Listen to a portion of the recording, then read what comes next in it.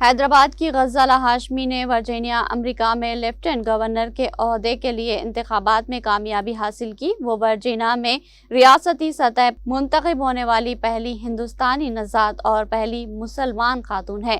Democratic party کی امیدوار غزالہ ہاشمی نے قبل ازیں ریاستی سینئر کے طور پر خدمت انجام دی۔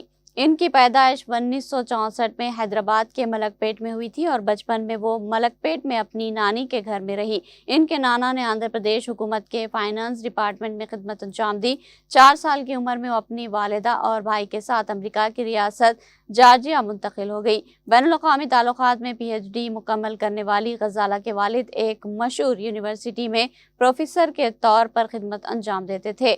تعلیم میں غیر معمولی صلاحیتوں کے حامل غزالہ نے کئی اسکالرشپ اور اعزازات حاصل کیے۔ جارجیا یونیورسٹی سے انہوں نے BA آنرز کیا۔ بعد ازاں انہوں نے اٹلانٹا کی ایموری یونیورسٹی سے ادب میں PhD کی ڈگری حاصل کی۔ 1991 میں غزالہ ہاشمی رچمنڈ کے علاقے منتقل ہوئی اور وہاں 30 سال تک رینالڈس کمیونٹی کالج میں پروفیسر کے طور پر خدمت انجام دی۔ غزالہ ہاشمی نے 2019 میں پہلی بار امریکہ انتخابات میں کامیابی حاصل کی۔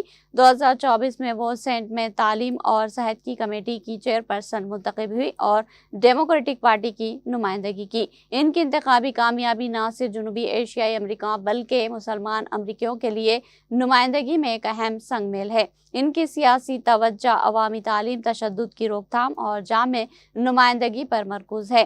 حیدرآباد اور خاص طور پر ملک پیٹ کے عوام کے لیے فخر کا لمحہ ہے کہ ان کے شہر سے تعلق رکھنے والی شخصیت عالمی سطح پر اعلیٰ سیاسی عہدہ حاصل کر گئی ہے۔